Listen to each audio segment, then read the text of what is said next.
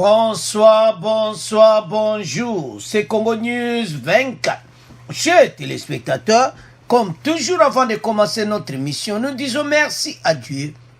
Nous disons merci à nos chers abonnés et téléspectateurs qui nous suivent partout dans le monde entier et en RDC. Bande Konanga, soyez les bienvenus à l'émission Nabiso. Point Zébélé, comme d'habitude, et Beleza Kouine. À la une, chers téléspectateurs, on va commencer cette émission avec les sociales. Cérémonie officielle de remise des bus Transco à la population. Fatia Banina Social, 440 bus. On va parler encore. Il y a gouvernement, Assemblée nationale dans le Sénat, Bakene Komona Fachi. Christophe Mbosso, nous avons dit au chef de l'État que la mise en place du gouvernement est une urgence. Alors, Bandikoza, sur mon émission. Et enfin, quand le premier point, on va parler, il y a conversation Oyo, président de l'Union africaine Fachi, à solo qui n'a président de FIFA. Bande comme solo, somo. Alors, toko développons ensemble. Deuxième point, chers téléspectateurs. Oh, Balobake Yindi, procès Tchébéa va faire trembler la terre. Bokolanda extrait, revue de la presse na Kinshasa, et ça somme. Parce que, bas généraux, bango moko, na yemei, bango tout le monde va s'inculper na makambo. Oyo, alors bandikonanga, et ça somme. Alors, la concession du général Djadji où Bazana aurait été enterré et sécurisé. Auditorat militaire a confirmé yango. Bande kotos à la connecter. Et ça, c'est mon émission. Oyo, peut-être développer ensemble. Troisième point, chers téléspectateurs. Kamere en appel. Comparaîtra en appel le 15 février. Bandeko 2021, donc lundi. Kamera en appel. Bongo bande konanga mes oe salamaki. Bazako bonde la pona kamera te lendi. Wana kamera bima. Bande ko toko landa oe lega kina mes. Bande ko eza somo. Alors, toko développons ensemble le dossier kamera. Alors, chers téléspectateurs, bande konanga, chers internautes, soyez les bienvenus parce que émission à Lilo toko bandango na social. Cérémonie officielle de remise des bus Transco à la population.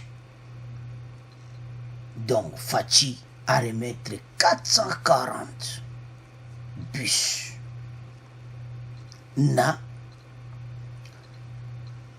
Transco pour la population. Bandeko, tant beaucoup landa, pas bus wana bandeko bako s'entretenir nango bien. Porte eko kiko jamais so porte kangangimte bis eko démarré. Eko sala ko appuyer sur ngo telema kaneba bus européen. O appuyer arrêt et telemi o kiti. Donc bandeko Fachi yemoko a remettre ngo eza na population ke ba bus yango na gouvernement pesi bino. Les sociales et bandits. Pour transport bande konanga ezate na Kinshasa. Eza moko ya ba point oyo peuple azalaki kolela. Bandeko, tebisa ki bino ke 2021 de makambo. E bana koya moko. Bo comprendre kaka que na ville à Kinshasa 440 bus. Topes exemple.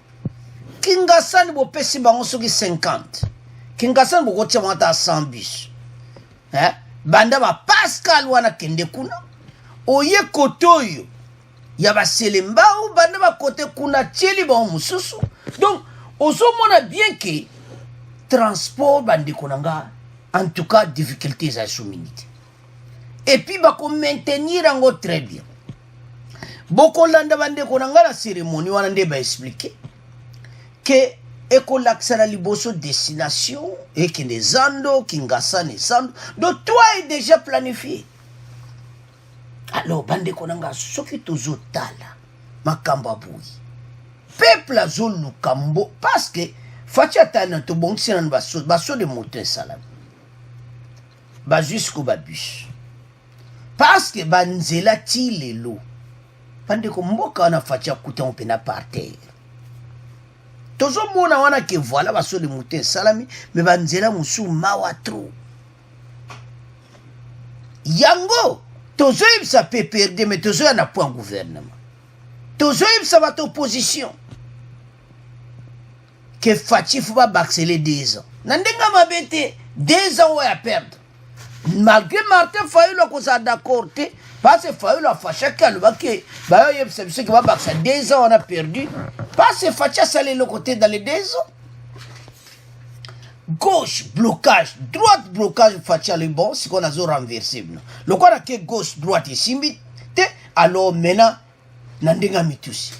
Nandega mitu likolo mbala moko wa stratégie simbi alors FCC cache ma solesi mais toujours na point gouvernement parlons du social bandeko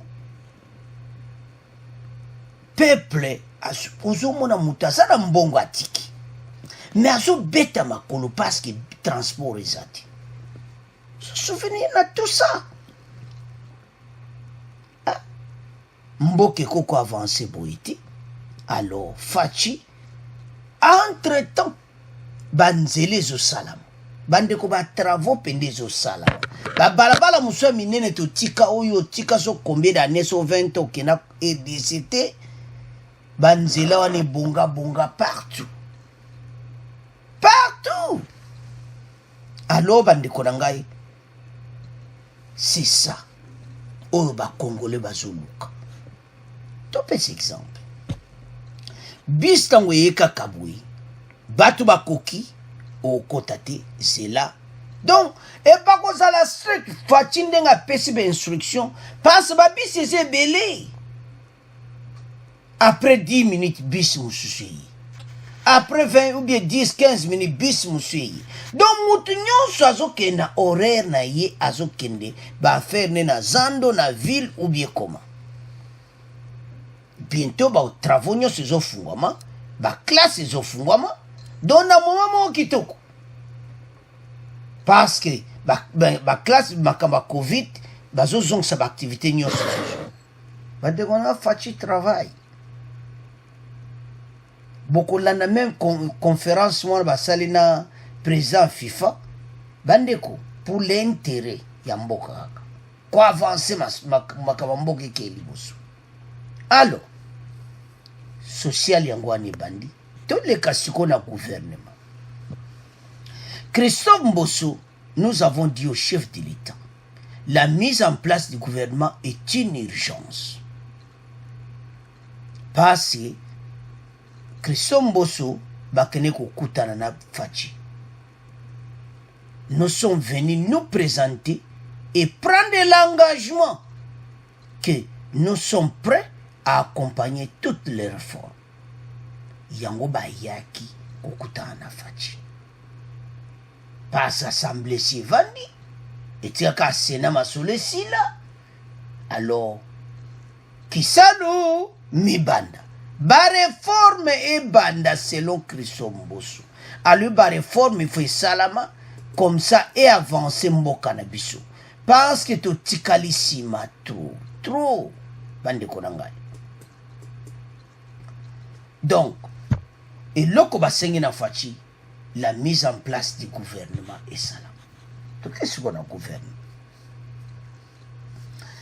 Fati a perdu 2 ans. Pendant les 2 ans, donc a perdu penza. Et ça peut qui côté. Parce que ce qui totali na oyo nyonso tozomona ke il faut Fati bena ba baxer les 2 ans pour avancer sur le social parce que wana kotamsa parce que to pesa examiner ba biso oyo bandi ko bokolanda extra wana ba bis oyo eza ba bis moko oyo penda ya kitoko eza ya sika eza te eza pena ba bus ya sika. Donc transport masolo nango mene evandi. Avant de continuer to ke na gouvernement pena en détail to landa extrait oyo ya remise ya ba bus to jonka moi bref ka moke pour tous en émission bongo to continuer émission na biso. Alors bande ko botala arrivé à Fachi na cérémonie officielle ya ba bus ya Transco o yaki parce ba bus monsieur ye bande ko nanga pona Fransco. Alors cérémonie officielle salamaki alors o wana za cortège à Fachi eza ko kota na place ya cérémonie somo bande ko. Et nous exprimons également notre remerciement au gouvernement qui a pu matérialiser cette vision. Alors, nous voyons aujourd'hui ces 330 bus, c'est en réalité 440. Les 110 seront acheminés bientôt de Boma à Kinshasa pour faire des paquets complets. Mais qu'est-ce qu'il faut dire de ces bus que nous voyons? Ces bus sont solides. Ces bus sont le fait d'une construction qui a été voulue par l'État congolais. Ce n'est pas des bus achetés pour être mis en service exploité au pays. Ces bus ont été élaborés sur la base des spécifications techniques élaborées par Transco. Nous avons voulu mettre ces bus à la hauteur de la vision des autorités du pays. Voilà pourquoi notre partenaire SMT a fait un effort de customisation pour répondre aux exigences du cahier technique, du cahier de charges des Transco. Nous pouvons mentionner quelques éléments dans ces bus. C'est important que la population, l'opinion les sache. Donc, tirant les expériences et les enseignements de tout ce qu'on a eu à exploiter comme bus de transport urbain, ces bus ont été construits sans qu'ils soient trop égalisés. Ça voudrait dire qu'ils répondent aux exigences des terrains, la topographie, le climat, le civisme et même l'anthropologie, dont la taille, tout est pris en compte. Voilà pourquoi il est monté sur un châssis solide d'alliage métallique et il a une puissance moteur de 260 chevaux. Il a un couple de puissance de 960 newtons, 900 newtons mètres. Cela lui permet de supporter plusieurs arrêts et redémarrages. Parce que le système de transport urbain, c'est stop and go. Donc on a tenu compte de tout cela. Il a des touches de modernité telles que, on va les citer pour faire bref, ils sont équipés des demandes d'arrêt. Donc les passagers font une demande d'arrêt, il y a un bouton pour ça. Il est équipé des panneaux d'affichage. On aurait bien voulu voir tous les bus affichés les destinations de manière électronique. C'est une touche de modernité. Cela facilite. Alors, chers téléspectateurs, bande konanga to landi biso nyonso wana cérémonie ya remise, il y a 440 bus. To landi, ils ont tout expliqué. Bande konanga so tali volonté chef de l'état zana mpona mboka. Biso nyonso il faut tozala ensemble, tozala bomoko. Pense que so toza bomoko toza simba na mboka na biso ko avancer. Pense que bande ko mboka na biso zongi simba na ndenga mokiti. Pense na ba pays monsieur africain makambo ebele me ba transport ban ekomelo ko pamba. Mais biso to anana musika. Mais ça ce n'est que le début.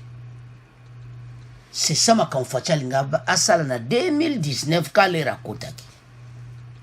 Atia bakal as ministre transport oboy bandeko mikolo nyonso même nan balongo nde bazawana baza ba démissionnaire mais baza ko tosa ndenga mokiti. Pourquoi? Parce que ba yebieti et pas baza iko kende baza isuko kende. Parce que transport na Kinshasa mute koma ki problème mona bana wewa ba ome mabatu na wa moto 3 personnes na moto ça passe. Il n'y a même pas de casque na moto donc on tambola kaka bongo makambo ebele na RDC zana nasi mais les dieux là zo batela quand même biso mais toloba nini o eza les début toza na février tozwi 440 bus balobi esili te eza koya eza programme mpona RDC mobimba babisi oyo yale Lubumbashi mosu ekoyale boye Kananga partout na RDC donc eza projet oyo Faci aza komema tolandi biso nyonso alors toleka na gouvernement balexi Faci temps ebele yango bomoni article Mbosso a dit ceci tant kaka komi bayambaki bango na Faci alors à la sortie Mbosso a dit ceci nde bozomani ba Jean-Marc Kabund bango tout bazalaki na Faci. Nous avons dit au chef de l'État que la mise en place du gouvernement est une urgence. C'est-à-dire le gouvernement il fait ça là déjà.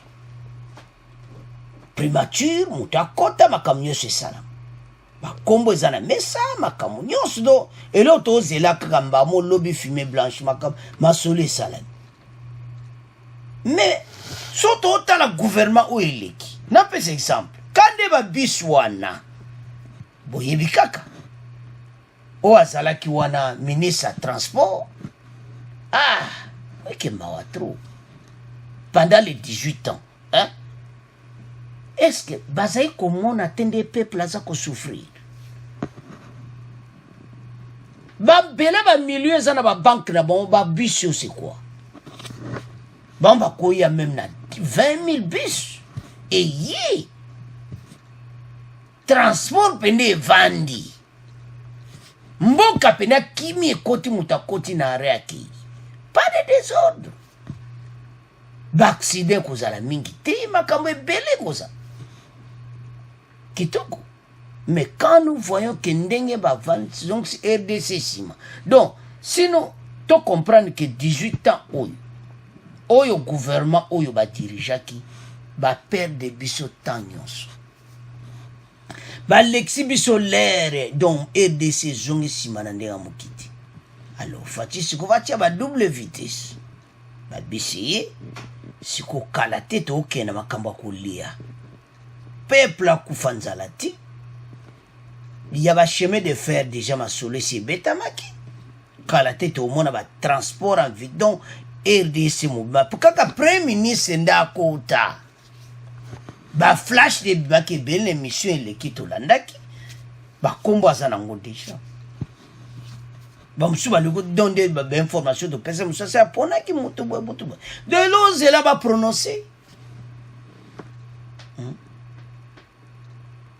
alors Faci a planifié pour la future alors gouvernement ou ekokota et ça gouvernement ko umela.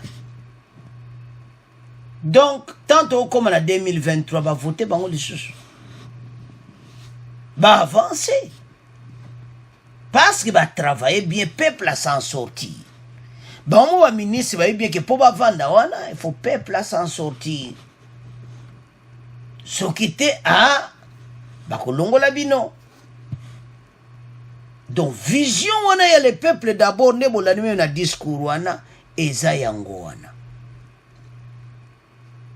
sona talibatuyo RDC comment ka quoi ligablo il faut pas changer na gouverneur à banque tant donc tout gouverneur à banque gouvernement oh il faut ça makamuto asika baluka gouverneur à banque batia l'économiste basé belé wana kutia bon gouverneur à banque il y a des gens basé belé pour y gouverneur na Oumelipe. La place belé va changer partout. Alors, tous s'attendent que le gouvernement sika et y a na bato sika. Tous supporter Faci na musala oyo o azomema RDC pato zongi sima mingi. Et puis Faci olingataza président Union africaine alingate mboka na ye ezonga kasima na ndenge wana. Alors Yangoana te le pona gouvernement. Donc, l'urgence s'impose. Christo Mbosso, après rencontre avec Tshisekedi, nous sommes venus nous présenter, prendre l'engagement que nous sommes prêts à accompagner toutes les réformes de Tuchiwana. donc ba réforme on va kosala ba kene kosola na faci déjà Jean-Marc Kabunda anayebi ke likamba le peuple d'abord yeka na Simamboso premier vice-président bomoni bata FCC bobengana ki Jean-Marc Kabunda boy tala yiwan à reprendre bongana yi. Donc c'est ça, ça montre que batu oyo makambo tu baza osala et ça malamuti parce que oyo tout mais kolunga ba Jean-Marc Kabunda ezana ka ba désordre. Et ça mawa. Alors bande konangai to tiki point oyo ya gouvernement po gouvernement kotanuki ndenge mboso ayebisi président bakutanaki masole tambola parce que bateau état de droit tant que zo vendre la République des juges masolo etamboli bateau nyonso batonda na makala kuna bakuta na caméra ba voisin ba masolo betama ba carte betama ba mona les quatre coins du mur ba yebaki eza ba salaire ya makambo nyonso ba salaki ba congolais ba souffrir mais bino bozo continuer ko yiba ti lelo. Il faut récupérer ma maison, bandako nyonso. Ozana 50 maisons, on récupère bandako wana. Comment yon mutumoza même na 10 maisons? Totia komona bango mota za homme d'affaires na Kinshasa wana. Mais homme d'affaires a kosomba bandako ebele bongo te. Mais mbongo a gouvernement tondi na ba banque na bango. Peuple azo souffrir, même ba bus yo biloko pamba ba bus, bazo kwa kosomba même ba bus te. Peuple azo souffrir ko beta makolo bana me bali mete wana bana ko tuzandu tiki ngasana eza honte ya pays mais fatia lingata za président africaine tant que d'autres pays africains bazo débrouiller ko le kabiso alors bus faux makambo changer alors tout tiki pour gouvernement to komo le kana infantile bande konanga fachi azalaki na infantile de bozo mona wana vidéoconférence bazo solo là sur nini mo international donc championnat mo international interscolaire. Alors après ma solo Infantino en conclut que Baba Sola président de l'Union africaine va conclure que ezala na RDC talasiko international na kati ya RDC alors bakosala nini moko interscolaire et kozala wana donc mon football et banda amina be école na ba pays européen na be école pe na ba beta ka pe na bale alors mais awa badja sko banana tout interscolaire basala championnat moko donc international et mais ko sala mana RDC bande konanga fatia zoluka partout le taba connexion ndenge bandi mboke bongi bon même investissement na pays hein FIFA et yena pays to FIFA ba makamba boy na lera Mobutu ta mboke zaki bien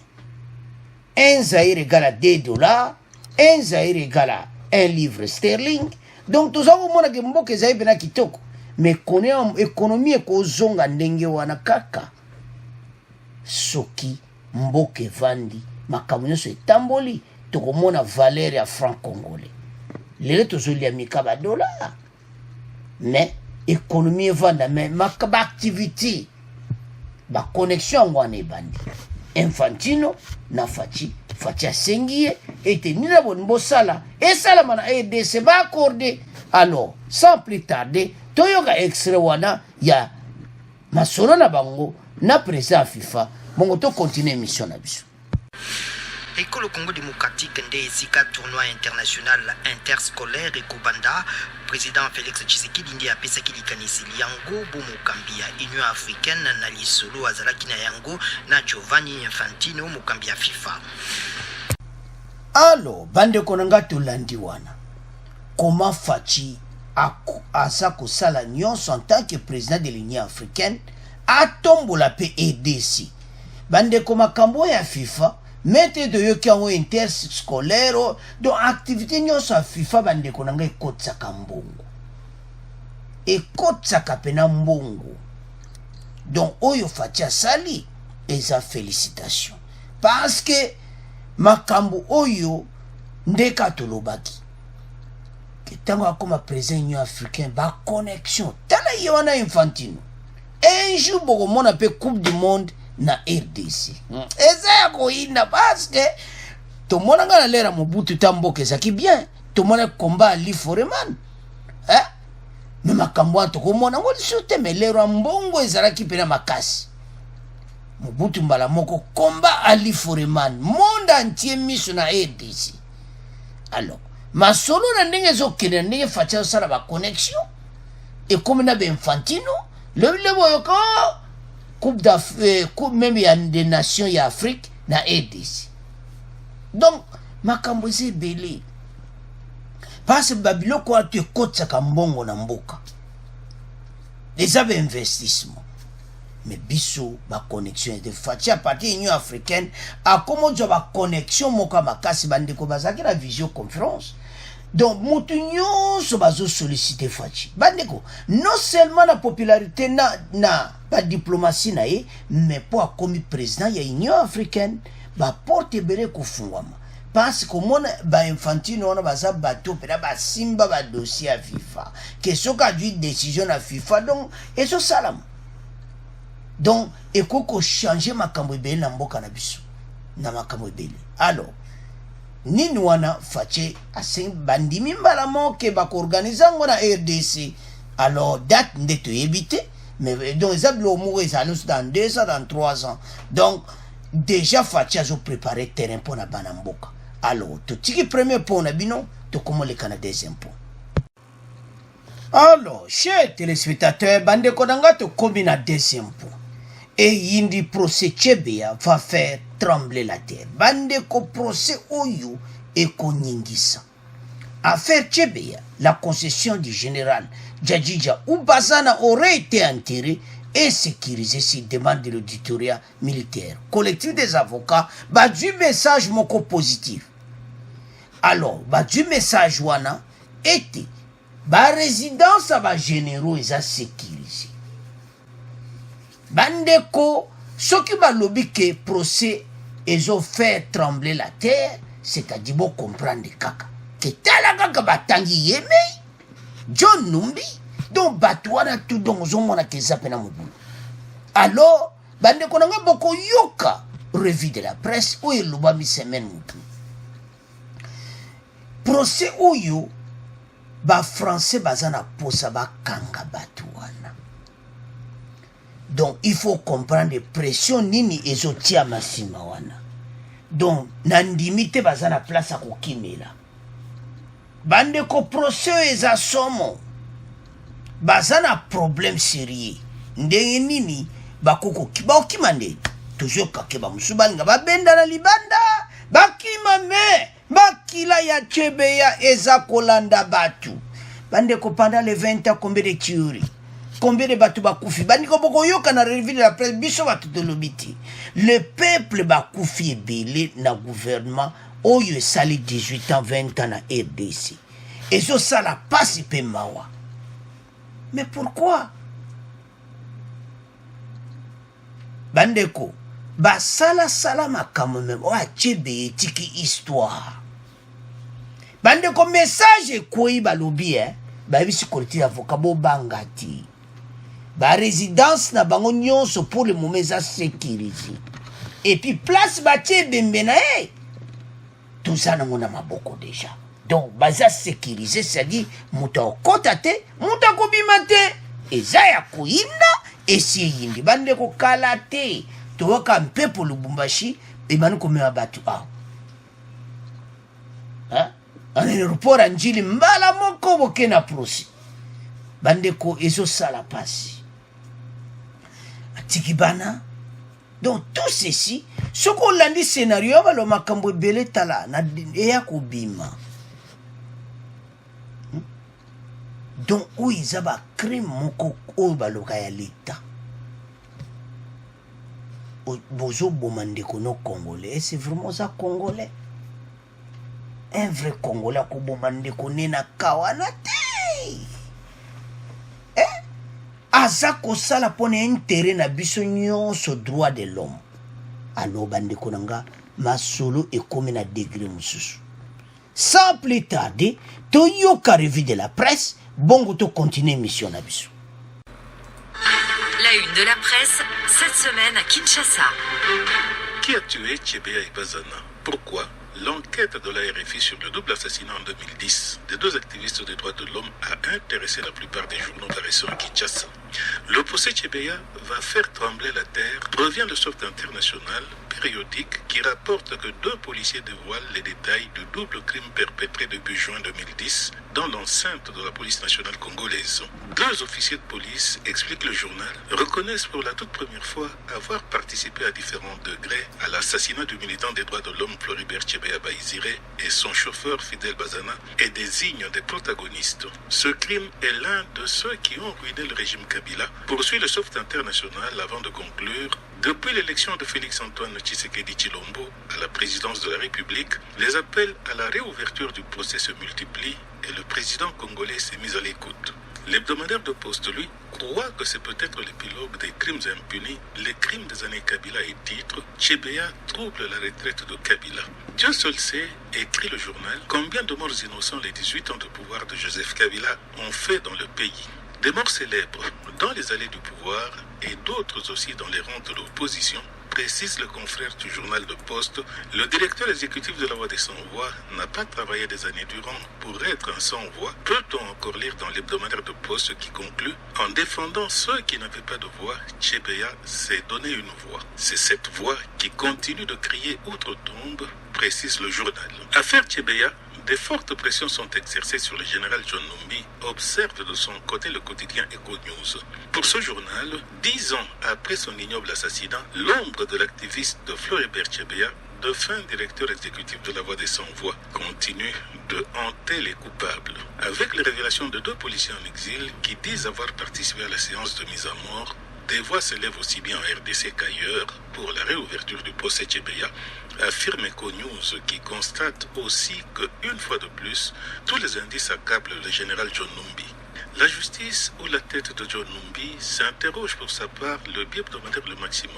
Le journal se réjouit que des criminels en cavale se soient enfin manifestés pour, à leur tour, subir, écrit le journal, la rigueur de la loi après leur condamnation par contumace. Si le besoin de la réouverture du procès sur l'affaire Tchébéa peut se justifier grâce à l'apparition de nouveaux éléments, peut-on encore lire dans les colonnes du Maximum, l'on ne peut que se réjouir de ce que les manifestations de toute la vérité viennent effacer les dernières zones d'ombre qui subsistent encore.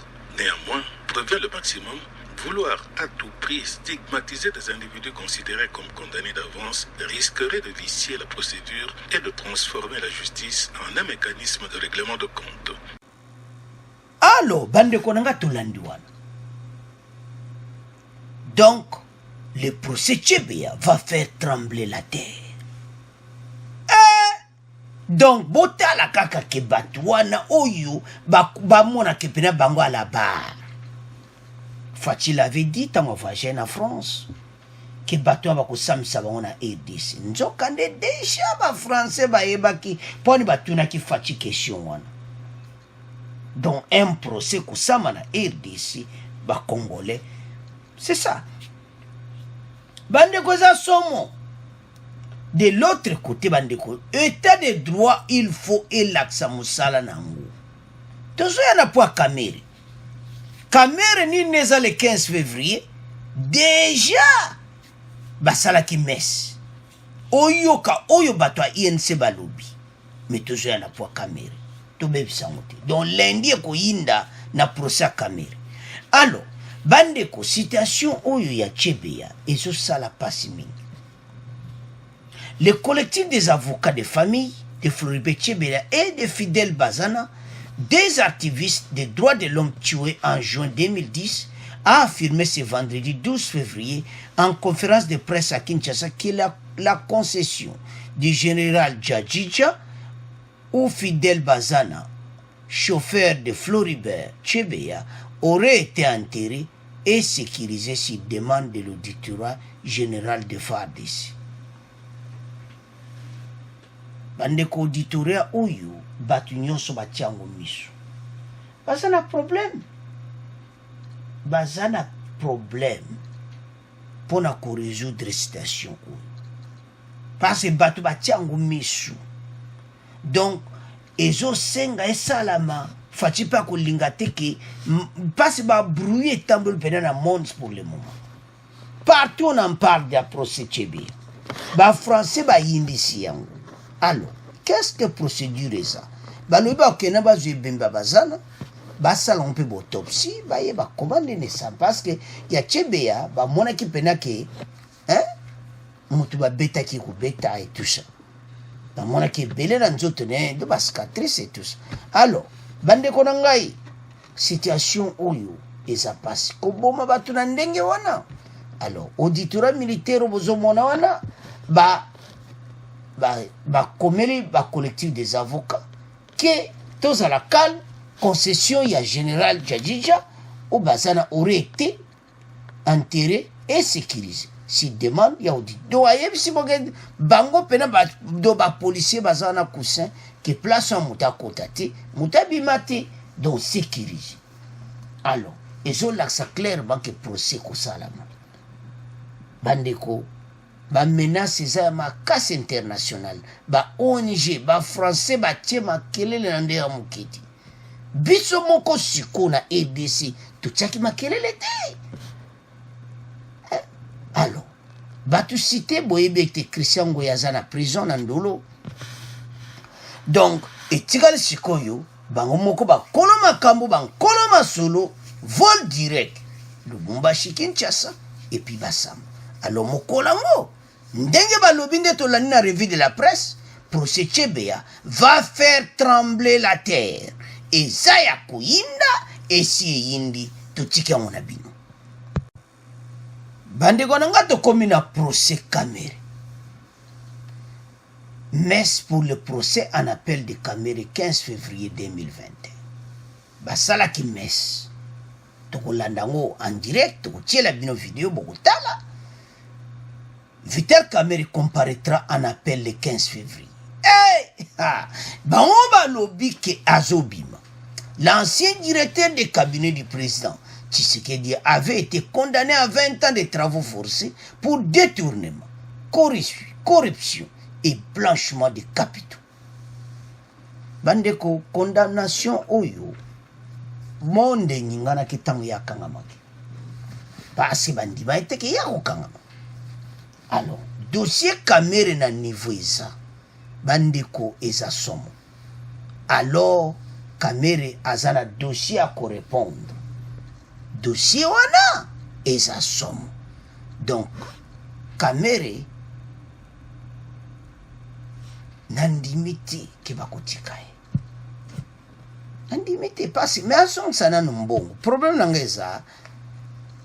eza kakate bakangi bokolanda bato ya INC passe balobaka mingi après messe basali ba interview donc bato baza vraiment kolela Kamera bima donc à Kinshasa église ezaki plein de bozomona wana autorité monsieur ya INC bazalaki wana alors quand nous voyons tout ceci tozomona que dossier oyo Kamere il fallait à coopérer la justice.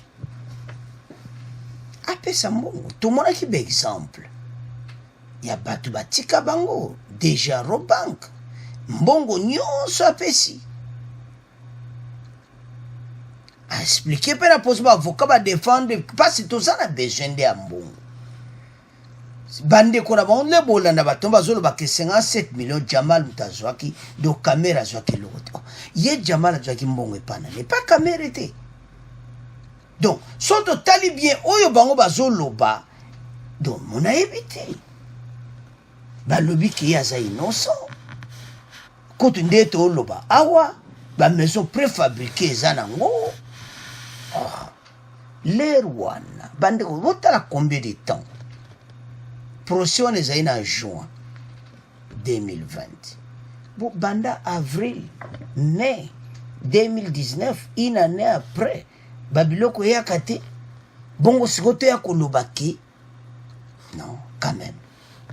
Kandeko, procès salama kitoko moto nyonso alandaki totika kokondane justice oyo likambo eza ndenge wana ti adevoir oyo azwaki azongisa masolo esi base 57 millions ndeni bakabolaki yango bandeko eza somo. Si vous parlez de Kamere, pourquoi vous avez Massaro? Massaro a lakisi tout. Ndeni babenda ki bala. Massaro a zot laksa ba million abi mwana kuma million. Do zot laksa te pa ba Congolais. Mbongo kutu pamba na parler. Massaro a sakani do partout. Alugi pa benda na Akima. Akimi bandeko na ngai bake kukangai yo kima wapi zongawa Massaro ozare. Alors bandeko na ngaso otala makambo oyo tozomona ke Kamere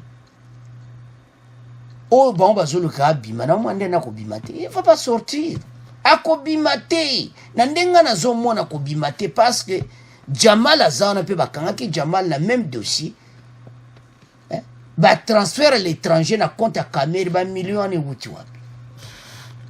Ce n'est pas des preuves. Ba millions wana robank ba ko pesa ke ba transfert à l'étranger. Ezanan. Alors bande ko nga tolanda. Oyo eleka kina mess bon to continue mission biso.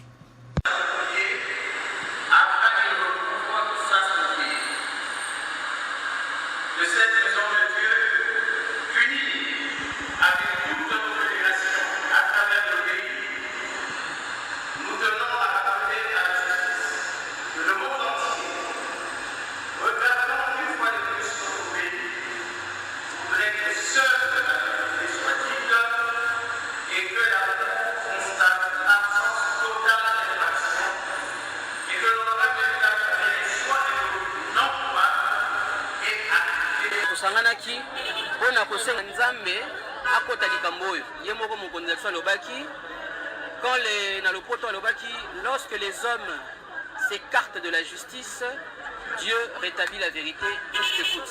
Yango to yakilelo pona ko sambela to senga na nzambe asimba mitema ba juge balo ba bosolo o ele moment kite mbula oitskoli. Toyaki tozongisi nyonso na maboko ya nzambe. Toyaki tozongisi nyonso na maboko ya nzambe. Pe tokanisi ke kala mingi te tokosepela. Oyebi mokonzi na biso depuis kala tolobaka yango aza innocent na makambo nyonso oyo. Oyo biso tozosenga na justice que justice soit faite. Donc baloba penza oyo eza solo et puis président na biso azala libéré et acquitté tout simplement. Confiance na biso ezali mingi na ba principe na état de droit parce que état de droit ezali kaka condamnation ya ba coupable te ezali pe acquittement ya ba innocent jusqu'à preuve du contraire ba démontrer bisoté noir sur blanc que Vital Kamere a détourné 57 millions.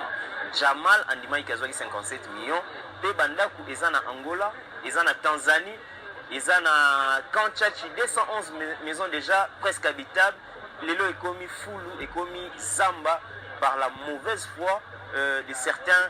Ndako eza na Angola pa justice ya mokili ba juge nyonso bakozala na kati ya procès oyo en appel bajala na impartialité. Donc pour que tozana ilikia ete mokonzi na biso Vital Kamere otoye lelo kosambela awa na cathédrale kotika ye na maboko ya nzambe po ete nzamba batela ye pe apesa ye makasi.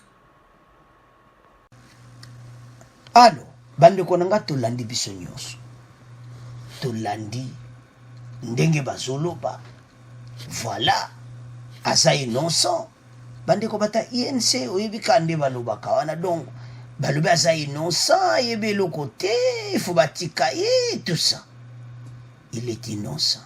Ah donc Kamere nde aza na azwi na eloko te donc azwi na mbongo te donc oyo to bazokosele makambo totika bajiko totika na makambo boyi tokokotela motu kaka ndenge wana te.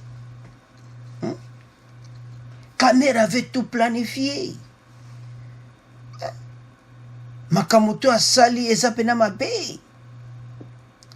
Les facha zo tambola ba voyage koto yo ya zo sala maso. Eza kitoko te. Mama Mida vraiment ba million wana nyonso nde yo mpasi Mama Mida alobaki na tolandaki ke bapesa bon bakado ba million na mariage bon et c'est Mama Mida vraiment ba mbongo wana na mariage bino kozwa ba mbongo ebele bongo alors eza mo situation oyo ezosenga vraiment bandeko na ngai ke kamera coopérer na justice azongisa mbongo ndambo so azongisi ndambo an appel bakokitisa ye afungwama pase bato baza na besoin ya mbongo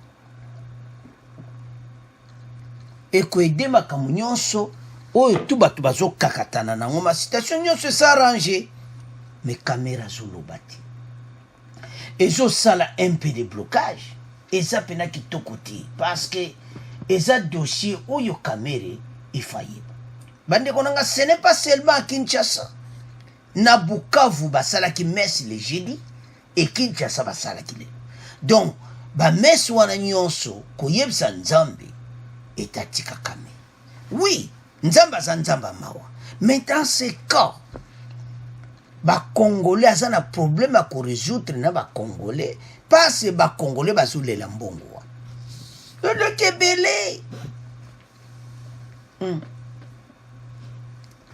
justice basango bakosambela bakoprie mpo nango mais la justice ndenge eza wana eza même dans la bible soki vraiment oyibaki mbongo wana nayebi te ndeni nzambe akokotela yo toza na nzambe oyo aza nzambe ya juste malgré aza nzambe oyo aza na bonté oyo alimbisaka tu me na ka oyo bandeko na nga bavi oyo de luxe oyo baautorité na biso bamenaka yango te mema makambo oyo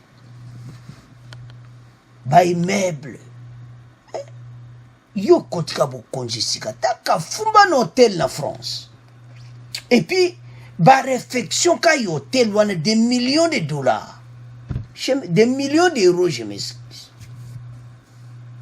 l'hôtel là non loin na avenue Fox bata Paris bayibi o na Zulu musika te na avenue Fox ba côté wana siko babi donc côté eza do eza somme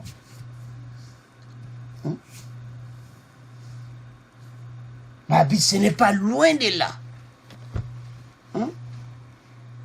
Donc, bambongo ndenge wana, eza mawa. Eza kitoko te bandeko na ngai. Eza